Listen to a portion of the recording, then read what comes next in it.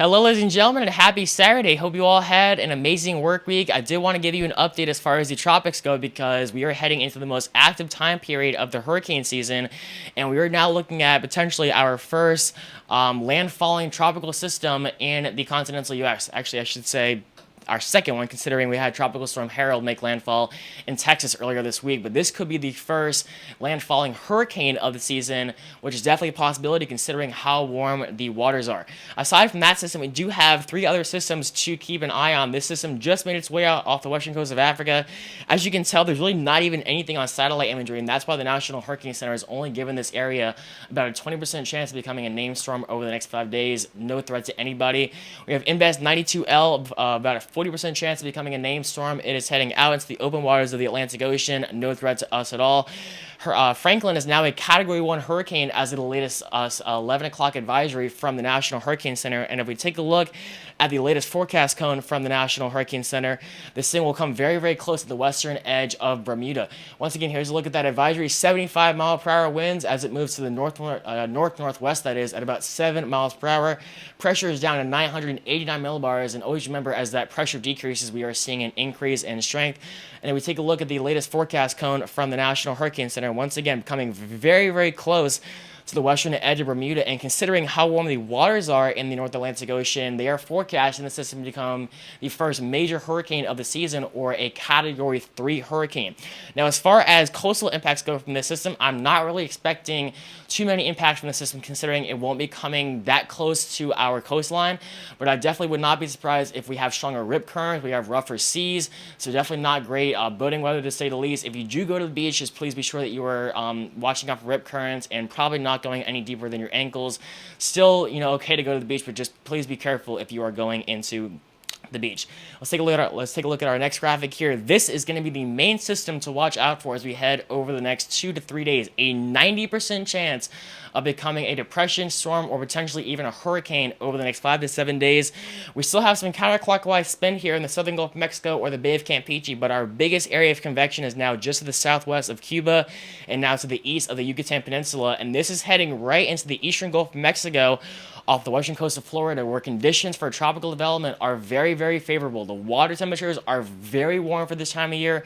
There is a ton of moisture in the atmosphere, and there is very little to no wind shear, which are, three of the main things that we look for when forecasting tropical systems. We also look for unstable air, but, the fact that the water temperatures are so warm and there's very little to no wind shear is very, very favorable conditions for tropical systems, to say the least.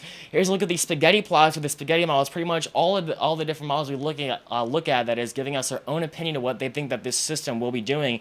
And as you can see, at least 95% of the models are showing that this system will be entering the eastern Gulf of Mexico, forming into a tropical storm, maybe even a low-end Category 1 hurricane, before making landfall somewhere along the Big Bend, that is, or the northwestern coast of Florida. So Tallahassee, Pensacola, anywhere along the Big Bend, the Panhandle, or the northeastern Gulf of Mexico, please be sure that you are watching the system very, very closely. And not even just that, really anywhere along the western coast of Florida, because this thing could turn more eastward or it can go more northward. Anywhere in the state of Florida, please be sure you are watching the system very, very closely. And then after that, it'll be heading into portions of southeastern and central Georgia, into our state, into North Carolina, and maybe even some rain bands impacting portions of Virginia and the mid-Atlantic as well. Let's take a look at our next graphic here, and this is pretty much the three different case scenarios we are going to be looking out for as far as the system goes for our area. The first case scenario is it heads out to sea, or it turns more easterly than forecasted. This would mean, as far as our area goes, very little to no rain, no wind. Our tornado risk is non-existent. Other than large swells, I really am not expecting any other impacts. Now, if it goes directly as forecasted right now to the north of Tampa along the Big Bend or the Panhandle, this would be the worst possible case scenario. This would mean very heavy rain for us with some windy conditions as well. We really are not going to be looking at a tornado risk, considering we're going to be in the most stable part of the storm, but we're definitely going to be looking at some very rough surf and erosion as well. So this is the worst possible case scenario if this system were to take that track. Now, if it goes more northerly than expected, this would mean that it heads more inland. We're going to be getting a lot of banding of showers and thunderstorms. It will still be breezy, and considering we're going to be getting these bands to come through, that will put us in the most unstable part of this storm, which will mean we will have the chance at at seeing one or two possible tornadoes. Remember that tornadoes within tropical systems usually spin up very, very fast, and they're not usually on the ground for a very long period of time. They usually spin up, we're on live doing tornado warnings, and then within maybe 15, 20 minutes or even less than that, the tornado warning has expired. So just know that while there is a chance for some tornadoes within the system, the chance of you actually seeing a tornado and it being on the ground for a very long period of time is not that high. But once again, considering that this system is still over almost a week out or just under a week out, we still have a lot of time to watch it. The forecast track is still very, very uncertain, but just know that we are forecasting our next tropical system to head into the eastern Gulf of Mexico and likely become a tropical storm or Hurricane Idalia as it heads into the eastern Gulf of Mexico. Water temperature is very, very warm, very little to no wind shear. And lots of moisture in the atmosphere. So the whole entire state of Florida, you need to be watching out for this. The whole entire state of Georgia, you need to be watching out for this. The whole entire state of South Carolina and North Carolina, be watching out for this, especially if you live along the Big Bend or the Panhandle of Florida, as a potential first hurricane of the season, that is heading your way. And once again, here's a look at the list of names that we will be using to name all the tropical systems that we see this year.